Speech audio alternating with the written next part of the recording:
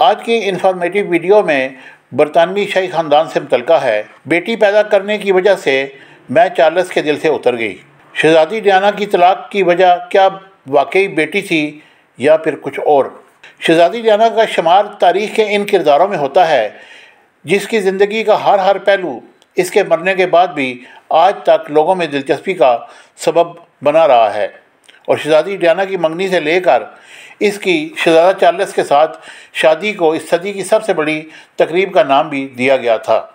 شہزادہ چارلس اور شہزادی ڈیانا کی پہلی ملاقات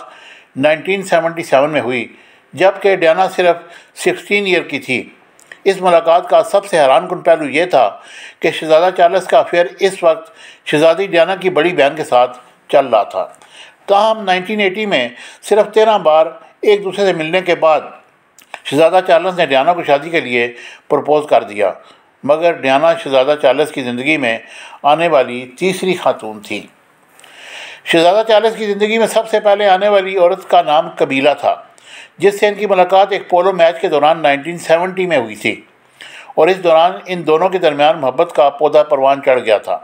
اور 1973 میں جب شہزادہ چارلس نے نیوی جوائن کی تو کمیلا نے بھی ایک نیوی میں کام کرنے والے ایک شخص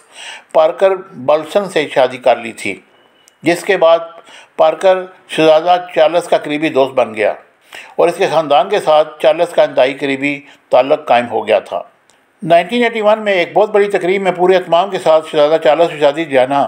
شادی کے بندھن میں بندھ گئے، اور شہزادی ڈیانا شاہی خاندان کا نہ صرف باقاعدہ حصہ بن گئی بلکہ ان کو پرنسس آف ویلز کے خطاب سے بھی نوازا گیا۔ شادی کے 2 سال بعد 1982 میں صدی کے خوبصورت ترین جوڑے کے گھر میں پہلی اولاد پرنس ولیم پیدا ہوئے۔ یہ وہ وقت تھا جب کمیلا اور پارکر بھی 2 بچوں کے والدین بن چکے تھے، اور 1984 میں شہزادی ڈیانا ایک بار پھر ماں بنی۔ اس دفعہ ان کی گود میں پرنس ہیری آئے۔ اس وقت کے حوالے سے اپنی آپ بیتی میں ایک اہم راز سے شہزادی ڈیانا نے پردہ اٹھایا تھا کہ ان کی اس بچے کے پیدا ہونے سے قبل ہی پتہ تھا کہ ان کی کھوک میں بیٹا ہے، مگر انہوں نے اس بات کو شہزادہ چارلس سے پوشیدہ رکھا کیونکہ چارلس کی شدید خواہش تھی کہ ان کے گھر بیٹی پیدا ہو۔ لیکن جب ایک بار پھر بیٹا ہوا تو اس نے شہزادہ چارلس کو ڈیانا سے سخت مایوس کر دیا،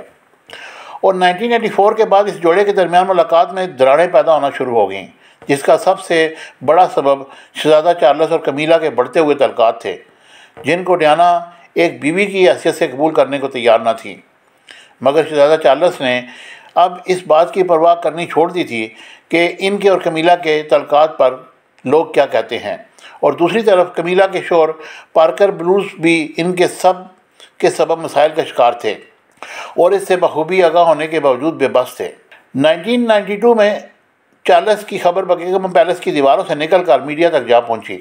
اور 1989 کی چارلس اور کمیلا کی ایک ٹیلی فون کال میں ہونے والی گفتگو 1982 میں میڈیا کی شہ سرخی بن گئی۔ اس خبر کے سامنے آنے کے بعد شہزادی ڈیانا نے چارلس سے باقاعدہ علیحدگی اختیار کر لی، جس کے بعد 1995 میں کمیلا نے باقاعدہ طور پر اپنے شوہر سے بھی علیحدگی اختیار کر لی۔ مگر اس وقت کے برطانوی شاہی قانون کے مطابق شہزادہ چارلس نہ تو ڈیانا کو طلاق دے سکتے تھے اور نہ ہی دوسری شادی کر سکتے تھے، جس کے بعد چند دنوں کے بعد قانون میں ترمیم کے بعد چارلس نے بھی ڈیانا کو باقاعدہ طلاق دے دی۔ اس سارے قصے میں بظاہر ایسا محسوس ہوتا ہے کہ ڈیانا کو بیٹی نہ پیدا کرنے کی پاداش میں نہ صرف دوسری عورت کو برداشت کرنا پڑا بلکہ اس سبب اس کا گھر بھی ٹوٹا، جبکہ اس طلاق کی وجوہات میں ایک اہم اور بنیادی وجہ چارلس اور کمیلا کی گہری قربتیں بھی ہیں، جو ایک طویل وقت سے چلی آ رہی تھی۔ مجھے امید ہے کہ میری انفارمیٹیو ویڈیو آپ کو پسند آئے گی۔ چینل کو لائک، شیئر، سبسکرائب کرنا نہ بھولیے۔ Thank you very much.